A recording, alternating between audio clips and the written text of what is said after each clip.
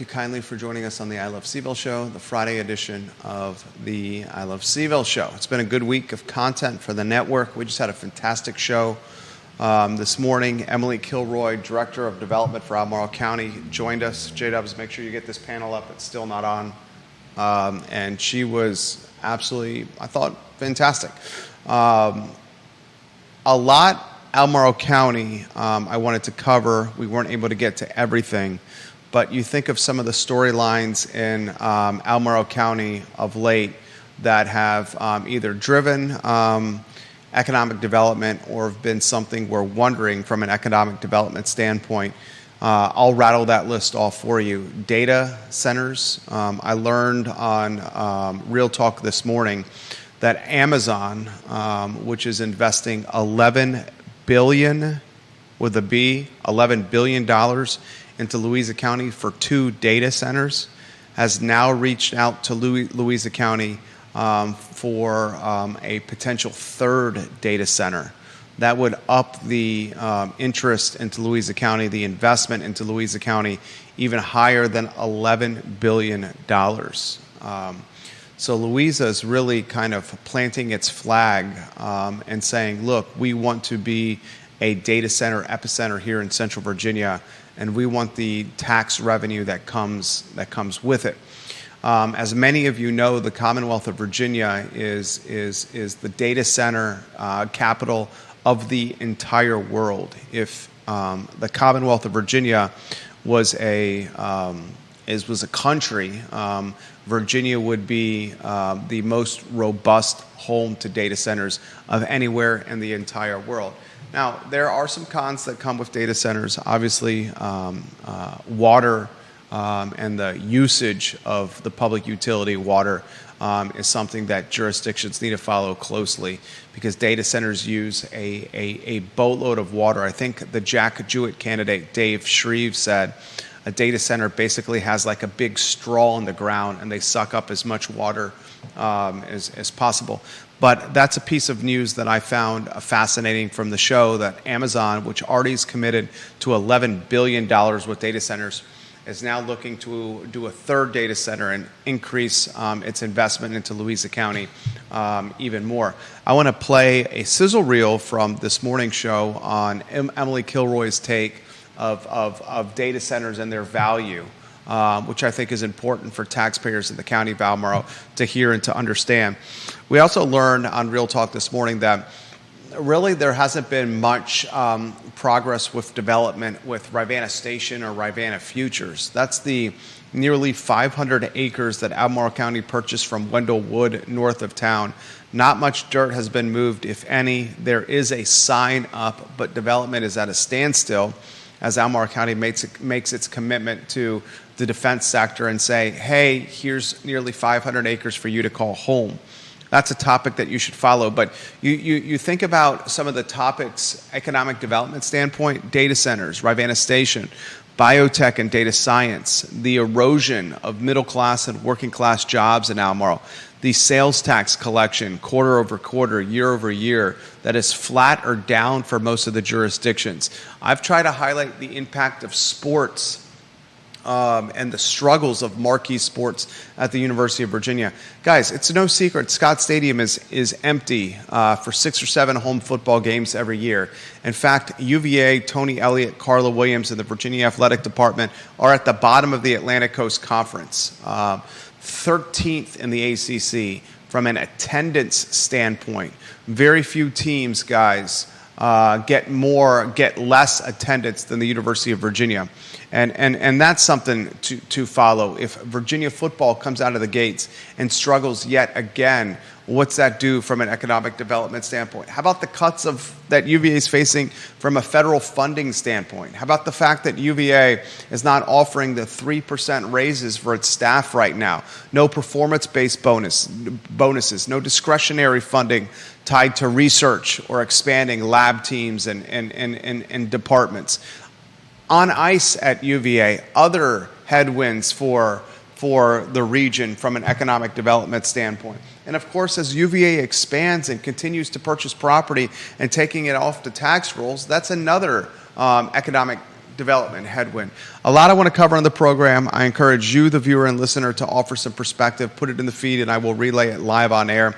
I have some programming notes for you on Thursday. Jerry Cox will join us. He's the head of the Lewis Mountain Neighborhood Association, and he's going to put into perspective what's happened with Evergreen Builders, the development company that purchased that ranch-style home in the Lewis Mountain neighborhood for $800 and some thousand. Nothing really has happened development-wise as they try to pursue 6 brownstones, luxury brownstones, each selling for more than $1 million, each with an asking price of over $1 million. Nothing has happened with that project. Jerry Cox of the Lewis Mountain Neighborhood Association will join us in studio on the 12th of June. And guys, the ownership team behind CVille Smash, the new indoor pickleball facility that's opening in the old Marshall's location, friends of the program, they will join us on June 19th on the I Love CVille show. I got a phone conversation from Dino Haksha of Dino's Pizza yesterday, and he's highlighted a partnership with the Cumbre guys. Cumbre, the coffee shop, and is it Argentinian? The Argentinian bakery over here in downtown at the old CVille Barbershop location. Cumbre is opening Monday, June 9th, and Dairy Market. Dino's got some ties to Cumbre opening Monday, June 9th, and Dairy Market as Cumbre is pursuing its second location in Dairy Market.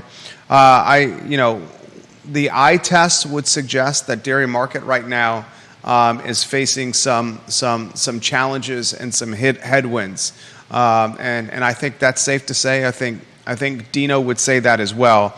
So you have a new brand, a new business opening in the former Citizen Burger Bar stall at Dairy Market. Cumbre opening on Monday, ladies and gentlemen. Two-shot, Judah Wickower.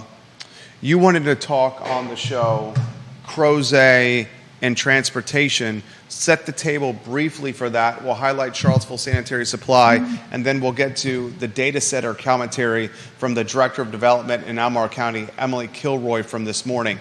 Transportation, Crozet, Judah Wickower. Well, as many of us know, the area of Crozet has had a lot of problems with traffic. They don't have a lot of how do I put it? Roads to There's avoid. There's 2 entry points into Crozet, 64 in the bypass. Yeah, and so they are asking for bids. They are working on a Crozet master plan that includes a roadway called Eastern Avenue. This would serve as another way for people to travel north and south. A connector.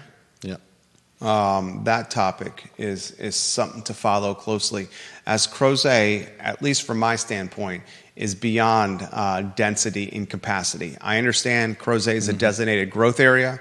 I understand this is where the comprehensive plan suggests development and density and rooftops should materialize and manifest. But goodness gracious, try driving around Crozet when Western Albemarle High School and Henley Middle School get let out from school, or when students are arriving to school in the morning, and it is an absolute nightmare. And try getting into Crozet when there's an accident on Interstate 64 or the bypass. Ladies and gentlemen, you're at absolute standstill. Eventually, that concern is going to be more prolific as Graystar builds what is a tiny town, ladies and gentlemen, on Old Ivy Road. And Graystar, again in the news. Bill McChesney sent us this topic. We talked about this, ladies and gentlemen, months ago.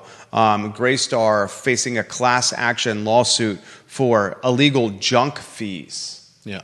And this is the developer behind the Old Ivy residences, guys, on the bypass. Junk fees are basically like hidden fees that they're trying to pass along to tenants, separate fees as additional profit centers. Some of these junk fees are pest control, trash services that were not revealed to tenants at lease signing. Yeah, And this is this lawsuit is taking place in California, where I believe there's a law against having hidden fees like that. And Greystar being one of the largest. I mean, we're talking an international developer here. Yeah. They are one of the largest residential landlords in the United States. And this lawsuit claims that they're basically making it almost impossible for people to actually get into one of their apartments at the cost that they advertise. And ladies and imagine thinking you're getting into a place for, $2,000, $2,500, and then you find out that you're gonna have to pay an extra, $150, $200 a month on top of that after you've signed a lease. And this is the company that's doing the 525 units next to St. Anne's Belfield Academy on the bypass. So it's kind of we use the word connector with what Crozet is pursuing right now, or the consideration. Is it the Eastern Avenue connector? Yeah, Eastern Avenue, and it's. The problem is that the problem for Crozet, or for Albemarle County, was that in their plans, the estimates increased sharply in a couple summers ago, and so the reason they're asking for bids is they want a public-private partnership that'll help bring the cost down. Same thing that's happening with the jail renovation. The jail renovation, all the bids from contractors came in way over expectation and way over estimate. Yeah. It's happening everywhere. It's happening with clients of ours. It's happening with real estate deals that we're putting together. It's happening with the own real estate that we manage and are now acquiring additional real estate. We got contractors coming in to remodel the work, get it up to speed for us to lease, and get to occupancy. The bids are all coming in over estimate. And we talk Eastern Avenue connector in Crozet, and geez Louise, if you live in Crozet, eventually you have to tell your supervisors enough is enough. Pump the brakes on development, especially with Greystar's got 525 units next to St. Anne's Belfield Academy on the bypass, where the folks are going to be driving up and down 250 and further congesting Crozet traffic into the epicenter of employment, Charlottesville. And this is the same Greystar. You're letting the fox in to the hen house. The same Greystar who's got a class action lawsuit against the company, an international real estate developer, for illegal junk, for hidden junk fees. Yeah. I mean, it's the fox in the hen house here, ladies and gentlemen. A lot we're going to cover on the program today. Charlottesville Sanitary Supply, 61 consecutive years in business. Heard from John Vermillion the other day that viewers and listeners watching the program are coming into Charlottesville Sanitary Supply and shopping at a locally owned and operated business and doing it with a smile. They're located on High Street. The Vermillions, at least 4 generations, maybe 5 generations here in Albemarle County, online at charlottesvillesanitarysupply.com. And frankly speaking, anything pool, swimming pool related, anything sanitary related, anything landlord sanitary related, personal house related. Vacuums. Whether you're buying them or whether you want your vacuum fixed.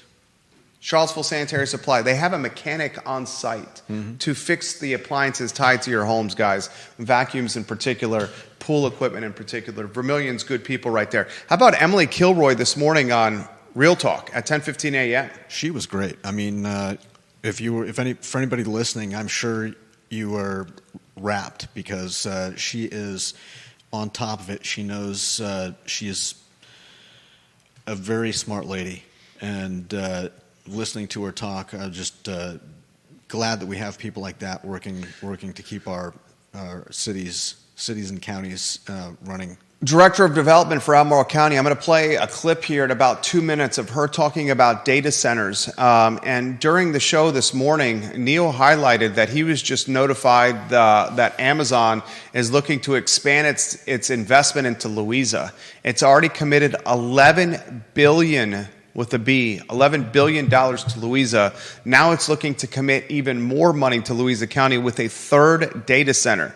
I don't know where you stand, viewers and listeners, on data centers, but there's pros and cons on either side. Do you have the cons you can rattle off? I mean, cons are... water strain. Yeah, incredible use of water, incredible use of electricity requirements.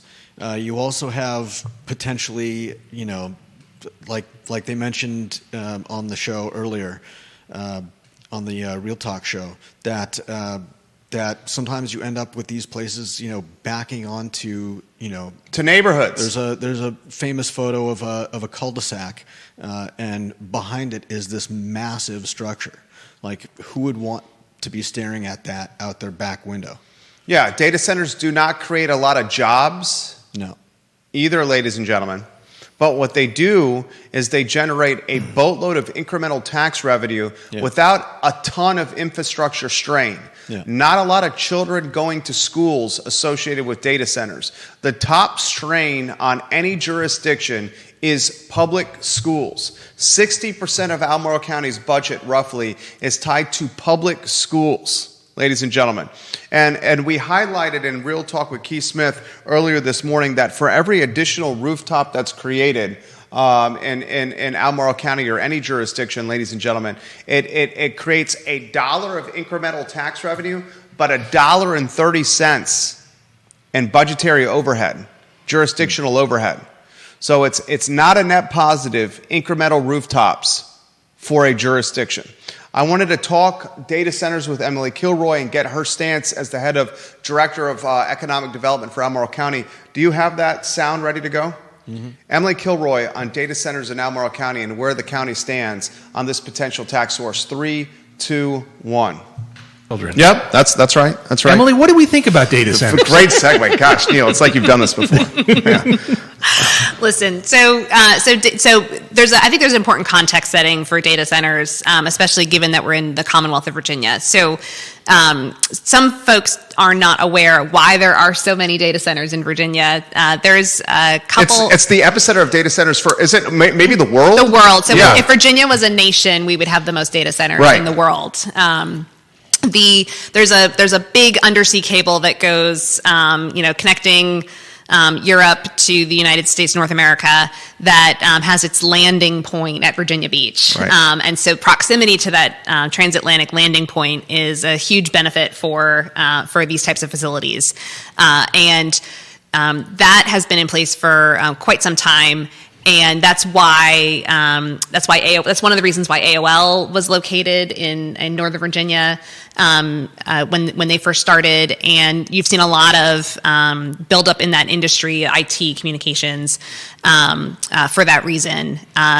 So there's been a lot of development of data centers in Northern Virginia, and after several decades of that, they're beginning to kind of run out of space. Loudoun is probably the one that folks are most familiar with.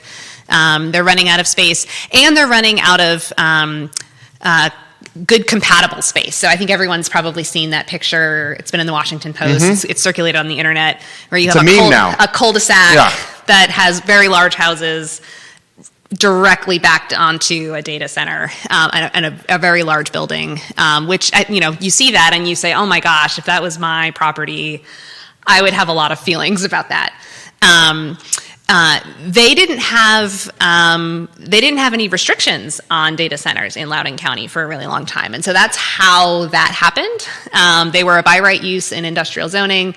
They didn't have any special setback, buffering, landscaping, all the things that Neil Williamson loves, that to help sort of mitigate those neighbor conflicts that can arise. And so they're going back and doing a lot of policy work right now to be able to address that. But the need for data centers at the same time continues to grow because of the nature of the world. We are streaming right now. Most people take advantage of cloud storage and cloud services, and so the need for data centers is as strong as ever. AI has a huge data need associated with it, and so it continues to grow. And Virginia has proximity because of that cable, and also at the state level, some pretty big incentives around locating data centers here. So that's sort of Virginia. Now that Northern Virginia has many fewer large properties left to do these, data center developers are looking elsewhere in the Commonwealth. And so we're seeing a shift now sort of down from Northern Virginia, down from Fredericksburg, and out west for folks looking for localities that are interested in having data centers in their community. economic developers, you said economic developers don't, I forget what you said. You said something about economic developers and data centers, but they talk about them a lot. And when you think about more rural counties, it can be seen as a way to increase revenue coming into the locality to pay for services without adding population pressure. Well, Does Albemarle County roll out the red carpet for data centers? Not today, no. Okay. So the board has there was no specific language about data centers in the county's zoning ordinance up until early this calendar year. Okay.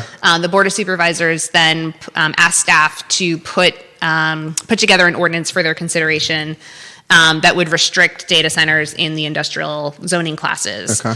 And that was sort of a phase one. Phase two actually is kicking off this month.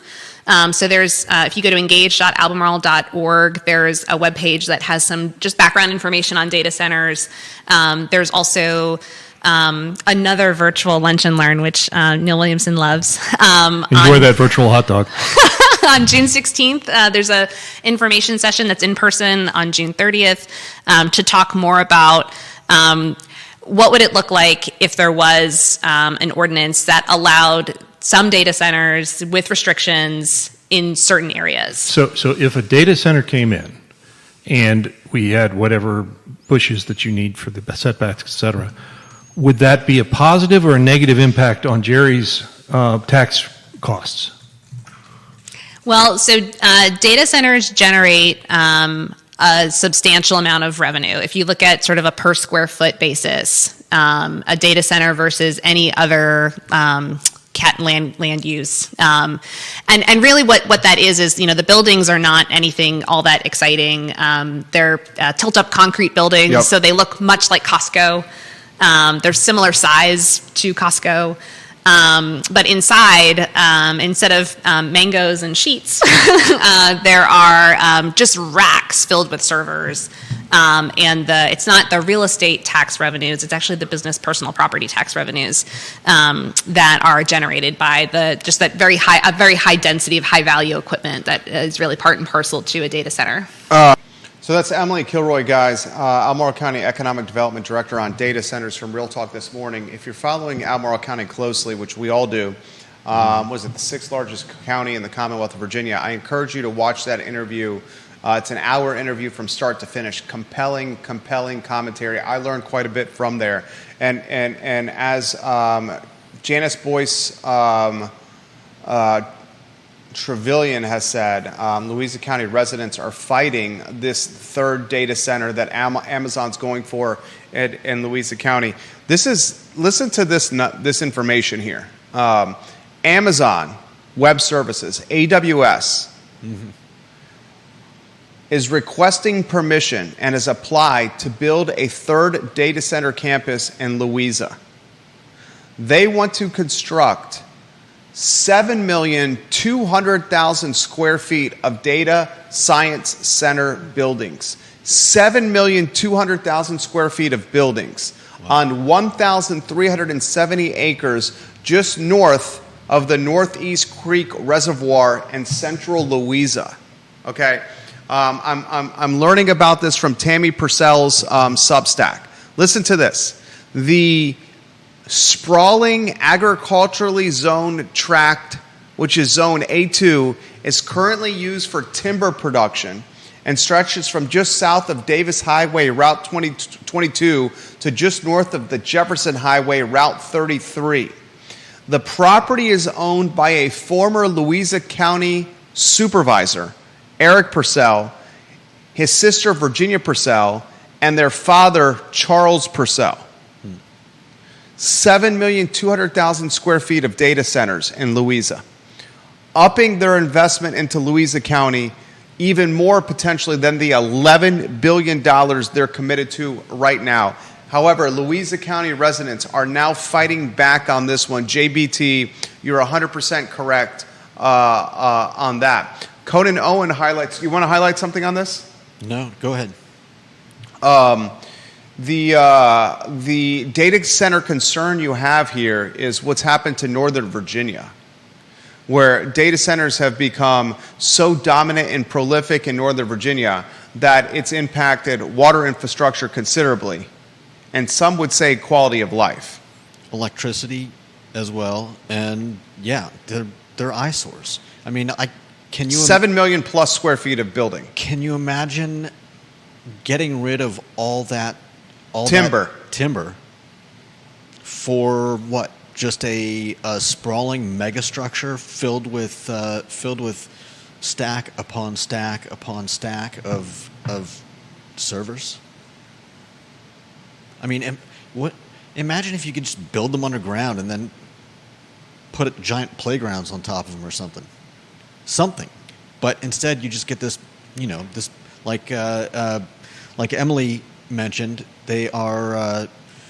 they're essentially like giant Costco's, just square box buildings. Yeah, follow that one. Follow that one really closely. Let's go to comments. Conan Owen watching the program, the owner of the local Sir Speedy franchise. He highlights that Cumbre is also opening a cafe and gallery in the Glass Building, and an Argentine steakhouse is going in as well. So the Cumbre guys are very much expanding, along with what they're doing bakery-wise in the dairy market with friend of the program, Dino, who is nudging me via text message to get the Cumbre guys on the I Love CVille show. I love me a good empanada. Empanada's good. Where do you find a good empanada now? Cumbre. Where else are you getting your empanadas? Man, it's been a while since I had one. I know who was it? I think Guajiro's has empanadas, but it's been a minute since I've popped over there. Best empanadas. That would be a good I Love CVille segment. Judah Wickower. If there's enough places. Janice Boyce Trevelyan says, and don't forget the light pollution alone. The light pollution from these data centers is absolutely prolific and concerning. That seems odd to me. Why would you need lights on the exterior of one of these mega structures? 7 million plus square feet of building space. You need lights around the 7 million square feet at night for building security. Lights keep buildings safe just from shining a spotlight around entry points and the perimeter of a building, just like we do at houses, at our homes at night. If you had that much building space, 7 million square feet, that would be light that you could see from significantly afar. Still seems odd that you would need that much JBT, light. offer more perspective on that in the comment section on the lights for Judah Wickower. I thought I did a pretty good job of that here, but maybe she'll offer some more perspective into this. I mean, I get it, but you don't need, you don't need... Yeah, she says, Judah, it's security. 7 million square feet. Yeah. 7 million square feet. You can't even fathom how big that building is. No, I get it, but does the entire thing need to be lit up? How many square feet is a typical Costco? I mean, do they have problems with... A typical Costco warehouse in the United States is around 146,000 square feet.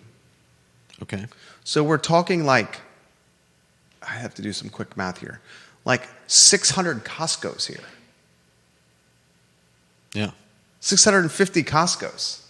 Some back of the napkin math right there. And you need to light the perimeter.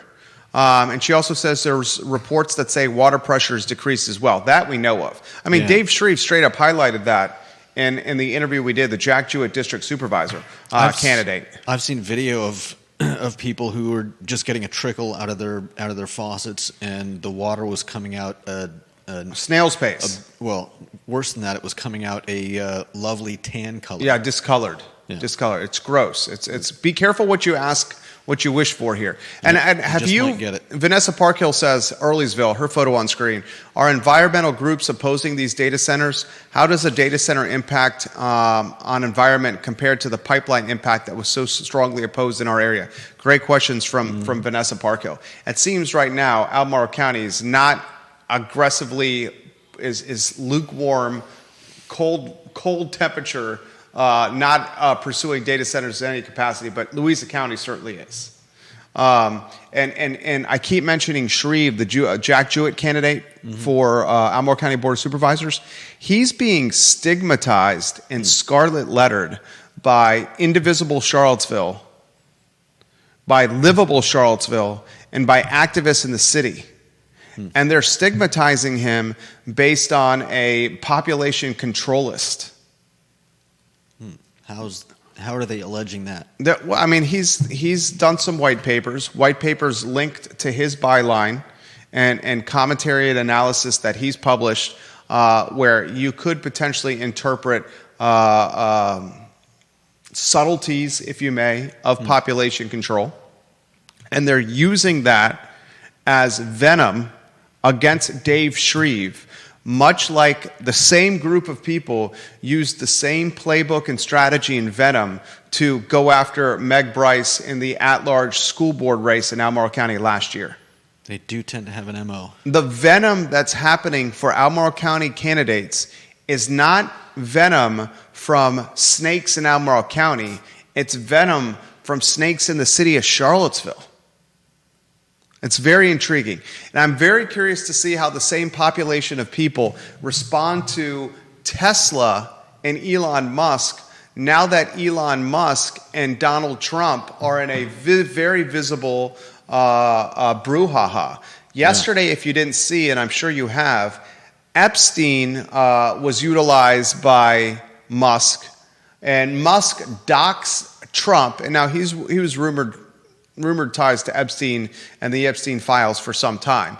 But Musk utilizes Twitter saying that the reason the Epstein files are not out is because Trump is in the Epstein files, the president.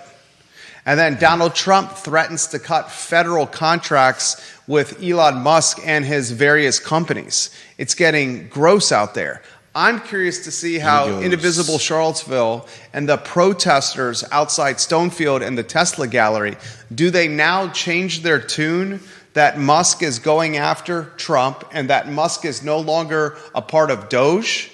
Are they now going to change their tune and go back to championing and evangelizing Elon Musk like they did before the election? I would have to give them. I'd probably give them a few months before they. Are you following what's happening? Yeah. It's getting catty at best, like vicious at worst. Enormous egos and childish impulses. The richest man in the world and the most powerful man in the world are fighting. Yeah. Think about that, folks. The richest man in the world and the most powerful man in the world are going toe-to-toe in a visual brouhaha of worldly proportions.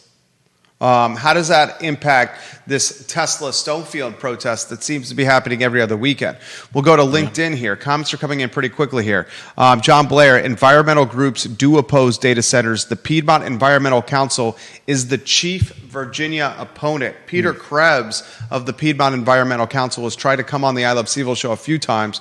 We should probably try to secure an interview with Peter Krebs. Curious to see what Peter Krebs thinks of what's happening with the new zoning ordinance. And speaking of the new zoning ordinance, on the 12th of February, or excuse me, the 12th of June, it will be the 1-year anniversary of Evergreen buying the rancher in the Lewis Mountain neighborhood.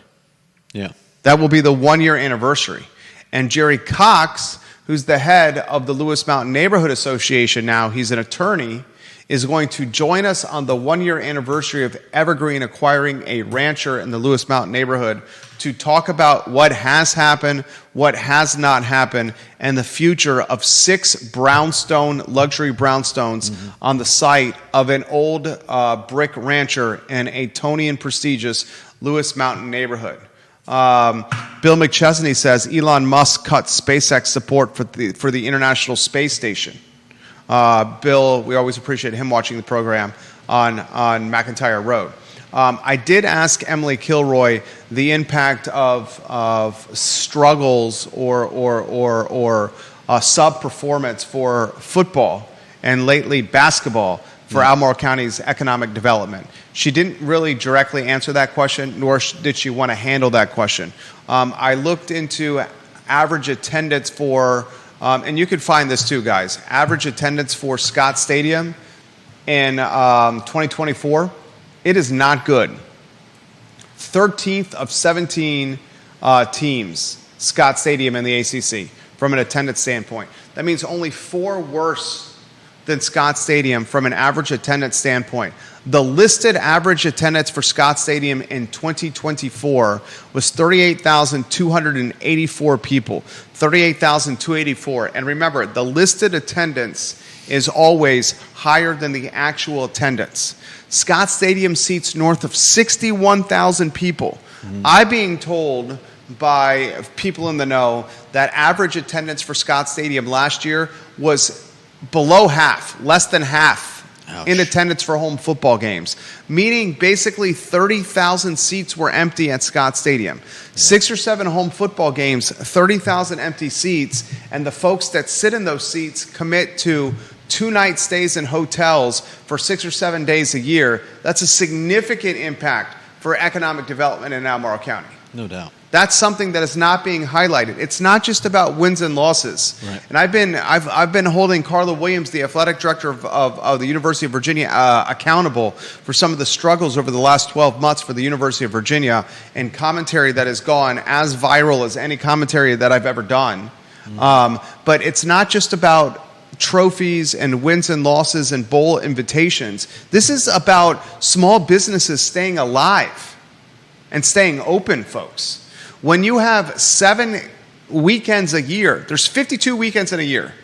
The 7 tied to the University of Virginia's home football schedule, as important as any, save maybe graduation weekend and move-in weekend for UVA students. Yeah. Graduation weekend number 1, move-in weekend number 2. After that, it's the home football games where hotels require you to commit to 2-night stays. Okay? And that means people going out to dinner as well. 100%. And lunch. And dinner, bars, breakfast. shopping. And they're doing that when they're visiting local at brick and mortar mom and pops. It's not like they're ordering on Amazon, Target, Walmart, third-party delivery for their food. They're patronizing businesses. To have half the stadium empty for home football games is damning. It's absolutely damning. And we all would want the community, especially the locally owned businesses, to do well as possible. I mean, that's one of the reasons with City Council and City Hall. What is it the bicentennial that's coming up for the downtown mall? Is that what it is? Did I read that correctly? Did you read that? I did not see anything about that. The downtown mall is celebrating a major milestone. The 50th anniversary of the downtown mall, ladies and gentlemen. Nice. And for the 50th anniversary of the downtown mall, City of Charlottesville and its Capital Improvement Program Contingency Fund are thinking about allocating $1 million to the mall. Yeah. $1 million. And council and Sam Sanders and City Hall, with that $1 million, listen to these costs. New bathrooms, a new bathroom project would carry a price tag of $280,000. The cost to repair the bricks on the downtown mall. Many of the damaged bricks are on the cross sections where the cars are crossing and rolling over bricks and cracking them. There's other parts of the mall where the bricks are damaged as well. The cost to repair the bricks is $350,000. So just the new bathrooms and the repair of bricks, those projects alone are $630,000 of the $1 million that local government wants to allocate to downtown Charlottesville. What would you do with the remaining $370,000? I've said the number one priority before you add bathrooms to the downtown mall or repair the bricks is clean up the houseless on the mall. Number one priority. But how do you throw money at that?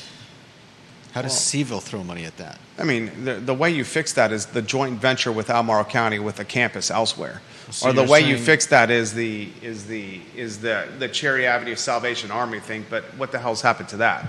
I mean, nothing's happened with that. Right. You had Van Meter who said we can do it here. Then he realized you can't do it here. And now they're trying to figure out how to do it here. Yeah. They would need somebody else to administrate. to operate it. Fifeville's neighborhood association is opposed to it. Yeah. Everybody says they want a epicenter for the houseless, but not next to them. You're seeing that with the Fifeville Neighborhood Association. Yeah. I don't have an answer to that, but your first path to cleaning up, to driving engagement in the mall is that. Yeah. Your second path to driving engagement to the mall is a marketing campaign that drives families to the mall, and part of that has to do with freeing up the parking. We talked on yesterday's show, one of the biggest crippling factors of downtown Charlottesville right now is these small parking lot owners, not the Water Street or Market Street parking lots, but the other very important lots that are better positioned for downtown accessibility. The ones on Market Street and Water Street are now, they're locally owned, but they're being managed by essentially parking Nazis. And these parking gatekeepers are charging exorbitant fees to park in these lots that are very well positioned downtown. These fees Not to mention, the open Water Street parking lot has had a lot of complaints with unnecessary charges. People getting charged insane amounts by accident, supposedly, and having to spend a lot of time on the phone trying to get those charges reversed. Conan Owen, this is a tongue-in-cheek comment from the Sir Speedy owner. Give the $375,000 to downtown mall businesses for moving expenses to move to vacant spots on 29 North. Obviously, he's being facetious and tongue-in-cheek because down 29 North is Albemarle County and not the city of Charlottesville. If you want Juan Sarmiento, welcome to the broadcast. Sandra McDowell, welcome to the broadcast. TV Radio Pritt, welcome to the broadcast. Spencer Pushard, that's a ton of money for something that isn't used. The $1 million won't bring more people to the mall. That's what I say, Spencer. The $1 million, which is not that much money in 2025 terms. $1 million is peanuts if you want to do something. Those peanuts should not be allocated, ladies and gentlemen, to bathrooms and brick repair. Bathrooms and brick repair are not going to drive family engagement. They're great once we have that engagement, but until we get it, it's a Band-Aid on a sinking ship. A 50th year celebration. You want the mall to shine on its best version possible.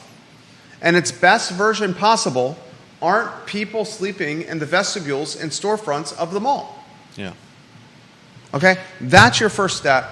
Your second step is a marketing campaign attracting families. And your third step is figuring out a way to subsidize or make parking around downtown Charlottesville more affordable. I mean, why not go to these parking lot owners like the Woodard family, okay? Or some of these other parking lot owners and say, we will allocate a portion of this money for you on certain days of the week to make parking free.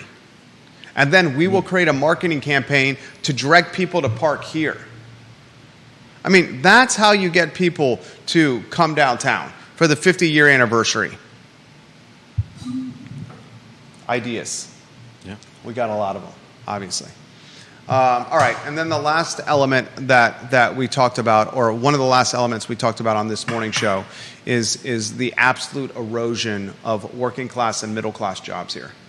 And the erosion of working class and middle class jobs not only just gentrifies our communities, but it basically creates businesses tied to that customer base to fold. And Tubby's is a very good example. Mm-hmm. Closing on the 27th of June. Jack and Jill's closing for summer break. Yeah. I mean, Moose's. Mm-hmm. Blue Moon Diner. Those two were a little bit different in Dude, terms Moose's, look, I understand Moose's went to Shadwell and they opened the Shadwell Deli. But the Shadwell Deli and Moose's are two different concepts. And I understand Moose's got out of their location in the city because of transitionary concerns tied to real estate, tied to their landlord. Yeah. Right? I get it. Because otherwise they would have stayed. And they've consistently filled with people. Consistently filled. But you could have done a Moose's elsewhere, potentially. Yeah. You could have done a Moose's at a different location. Mm-hmm. But the Moose's concept versus the Shadwell Deli concept, you have a lot less labor at Shadwell Deli than you did at Moose's. And the businesses in Charlottesville that are tied to managing frontline workers, and a lot of frontline workers, are the ones that are struggling right now.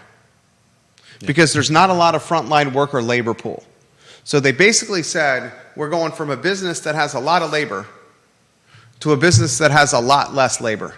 And they're going from a business that has a lot of overhead tied to a landlord that's unpredictable, to a business that's tied to affordable rent and a landlord that's stable.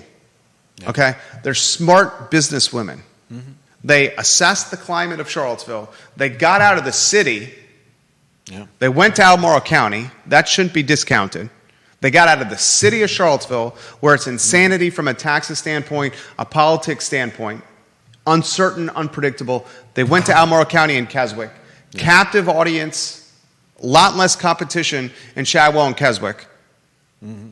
Said Boy Tavern, I'm calling it Shower Deli. Boy Tavern Deli, correcting myself. I apologize for the confusion there. And they went from a sit-down restaurant that's high in labor to a quick-serve restaurant that's in and out. It's intelligent.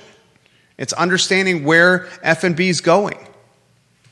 But don't tell me, if the business is clicking and crushing it on all cylinders, that you wouldn't just try to recreate that concept in the same in a different location, because you would. Because that happens all the time. That happens all the time. Domino's on Stewart Street, off of High Street. Mm-hmm. Domino's gets out of the city and goes to Pantops and the old Christian's Lilo's Pizza spot and the giant shopping center on Pantops. I'm seeing an exodus from the city, ladies and gentlemen, into neighboring jurisdictions. That's what I'm seeing. Conan says, unlike Park Mobile, the new operator of the parking lots requires you to check out of a parking session. If you forget or do not check out, you get charged the max $30. That's bogus. That is unfair. No doubt. To parkers. Thank you, Conan, for that parking intel. That's one of the first things that I would do. Yeah. Homeless cleanup, marketing campaign to get families here, mm-hmm. and a campaign centered around subsidized parking for the 50-year anniversary. All right. Other items out of your notebook that you want to get to on a Friday. Anything else on your list over there? Let's see. There's a developer who is working on... this is the Woolen Mills project? Yeah. And the floodplain? Yeah. And they recently had their request to fill a portion of the floodplain denied. You know what? It went a 3-3 vote, and a 3-3 vote in the Albemarle County Board of Supervisors means something doesn't get passed. I give it props to the Woolen Mills neighborhood, who organized, galvanized, and strategized. Spoke before the Albemarle County Board of Supervisors, significant outreach from the Woolen Mills neighborhood saying, do not fill this floodplain for the development. Yeah. And they said it's going to create a boatload of heavy industrial equipment, machinery, and vehicles coming through our neighborhoods and our streets to do this project. Don't do it. And props to them for doing that. There should be more pushback of some of this insanity that's happening.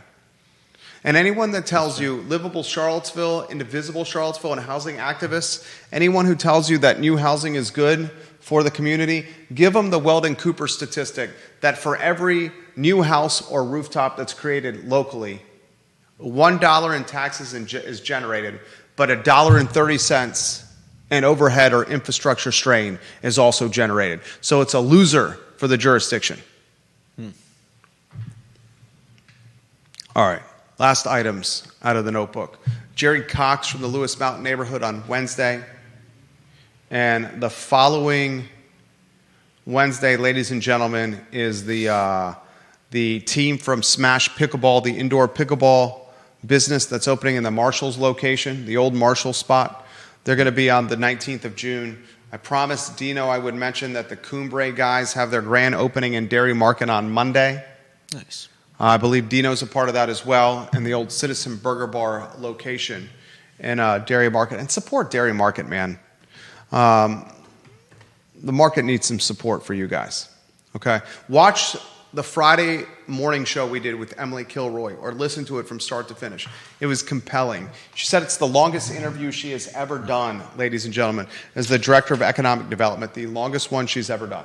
And she was really good. She was very good. As you got a taste of in our video clip. She was very good. A couple of topics, I would have liked to have been more direct, but I understand there's only so much direct you can do when you're in this position. It's as much about economic development as it is kind of a politician as well. All right, Judah Wickhauer, Jerry Miller, the I Love CVille Show on a Friday. Enjoy your weekend.